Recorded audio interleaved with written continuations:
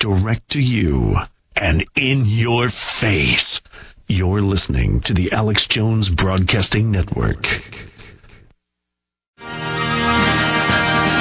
are live at PrisonPlanet.tv. Coming up in the fourth quarter of this hour, I'm going to get into governors oppose DOD emergency powers, multiple congressmen saying they're planning to use the flu as a martial law cover story. This is the Governors Association. This is prominent members of Congress. This is Congressman Brown, former Republican leader Dick Armey, Ron Paul, current congressman. Folks, this is really happening. Criminals really do run the government. We're also going to get into how the flu shots are killing people en masse. So that's coming up. And then how we get the word out and stop these people with grassroots campaign like the Obama poster. That idea, that system is key. All right, here's the bio of the individual we're about to interview for the next 30, 40 minutes or so. He's Pale Horse. His YouTube address is YouTube Ohio Militia, youtube.com/Ohio Militia, former enlisted Army and founder of this section of the Northern Ohio Militia near Cleveland, and they train. It goes on to say, site got hacked a couple of days ago, but we still have some of his videos, he's saying. Now, let's go ahead and play a clip of Pale Horse. Here it is. It has nothing to do with the fact that we have a black president. I started my group several years ago, before we had a black president, when Bush was in office. They're trying to make it look as if, oh, all of a sudden Obama's in office, and now all of a sudden these militants are taking up arms. I mean, a year ago, before Obama was in office, there was all this stuff on YouTube.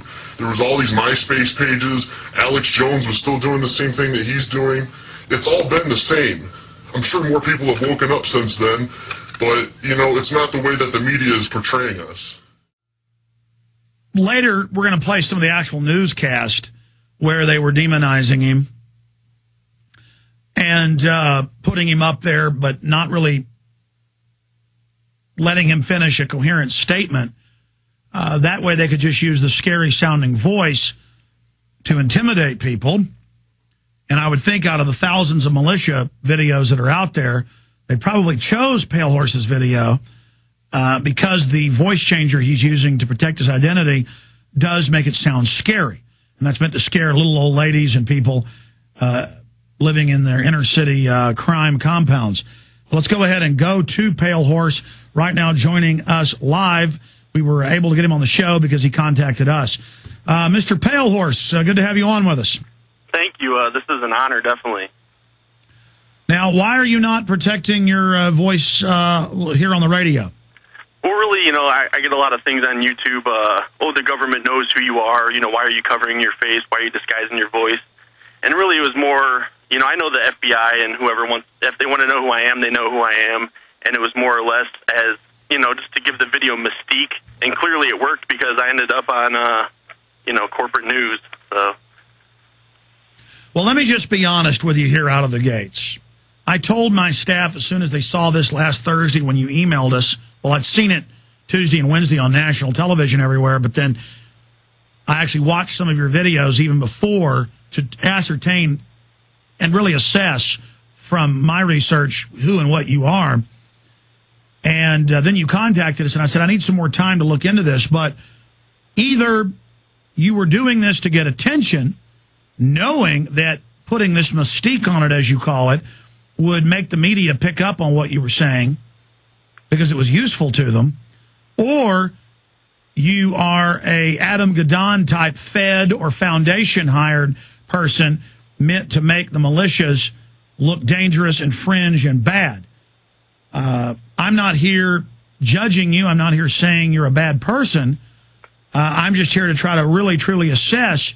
Now, talking to you here on air and having more time to look at what you do, I think this may be more of an art project and that you did this to get attention, and that certainly worked. But we're going to try to ascertain that here today. But instead of me just talking at you, Pale Horse, tell us a little bit about yourself and about your militia and what you guys stand for.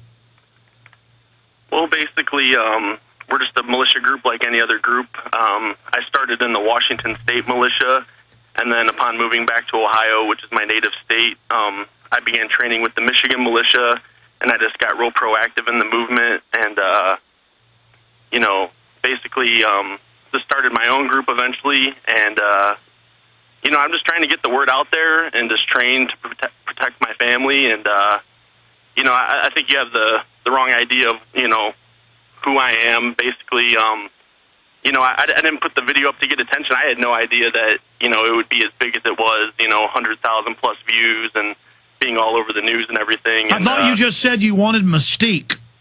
Well, yeah, I mean, the idea of the video was that mystique, but at the same time, I had no idea that it was going to go as far as it did, you know what I mean? I was just telling people to buy guns and basically just prepare for what's to come, same as you do. What are your influences? I'm actually friends with Mark Kornicki. He's one of my big influences. I've read the book Behold a Pale Horse by William Cooper. Let me ask you a question. Did you read the part in there about holograms and the aliens filming Jesus in a hologram and flying submarines and the Bilderberg group meeting under the Arctic Circle in submarines? Yeah, I mean, you know, I've heard all the, you know, the shape-shifting reptilians. No, you're not listening to me. I'm seeing if you actually read that book. Tell me about that book. Basically, it talks about how he was in the Navy at one point, and you know, he's seen spaceships come out of the ocean, and I mean, he covers so many different things in there. Okay, does it talk about aliens sacrificing Jesus in holograms? Yes, it does. Okay, so you've read the book. All right. Just making sure there. Listen, I'm not trying to... listen, you may be a nice guy. And talking to you now, I'm not saying you're bad. And we all learn, we all try, we all grow. And so I'm just asking you this question. When you saw yourself on national television, on ABC and Fox and everywhere else, why do you think, out of all the militia videos out there, they chose you? I would say because the fact that my face is covered and because the scary voice modulator that I had on there, because it's kind of saying, you know, this could be anybody. This could be your neighbor. You know what I mean? And it's easy to point the finger at a guy with no face rather than, you know, a specific person. Does that make sense? Okay. Listen, I want to hold you for a while. I want to give you a chance to give us your perspective. I'm not here attacking you, Pale Horse. Why did you choose the name Pale Horse? You know, Pale Horse is death. Yes. Well, you know, I want to say death to the NWO and death to the Illuminati. So that is my message.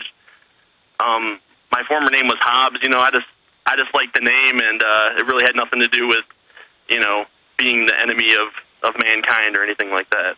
I didn't think that. I was asking, and I figured that was what you would say. I'm just really here trying to learn, Pale Horse. There in Ohio, how many videos have you made? How long have you been making videos? I've been posting them on YouTube for the past year. I believe the first one I put up was in October, and then it just kind of snowballed from there. So I hadn't actually put out a video in quite some time, you know, due to being busy in my daily life. But, you know, once seeing myself on the news, then I felt that I had to put, you know, a response to that, which you've seen and you have posted on your site. Absolutely. I mean, you notice when we posted your video, we didn't make a judgment. We said, here's what Pale Horse has to say. It's just here on air, I'm trying to flesh this out. I'm not making a judgment of you. I'm telling you, we said either this is a guy who wanted to get his message out and knew this would be spooky, and it would, which you're saying is the case, and I tend to believe you, or this is ADL, Southern Poverty Law Center, or actual federal government, because the lighting, the way you have your lieutenant behind you, him wearing the gas mask, this is exactly how the feds would do it. I mean, this is directly with the proven fake Al-Qaeda videos and Adam Gadon and all of these. This is directly out of Central Casting what you did. So you are a talented guy, the way you did this. You know, with your, again, you look like a bad guy from a James Bond publication, from a James Bond movie. My issue is I've always told the militia, you're constitutional, you're wonderful, you're the salt of the earth. We should be mainline and run for sheriff and have it be shooting enthusiast clubs. So any group that's hiding in secret and telling you to sneak around in the bushes with them, though, is going to be filled with feds, and they're going to try to provocateur you and plant pipe bombs on you. And so in my experience, guys that show up at city council in camo, and because I've gone and tracked these people, and I actually, one time to find out about them, infiltrated a few of the groups, like, oh, they'd be happy to have Alex Jones in them. I went as a true patriot and infiltrated and found out there were feds in these. So I was like, whoa. So I have actually gone a decade ago, 12 years ago, and done research. I found one real militia group in Central Texas. The others were commanded by feds. Okay, so I want to warn anybody that gets involved with these militias that you're going to be there with feds or foreign mercenaries or Mossad agents who are going to be trying to get you to carry out acts of terrorism.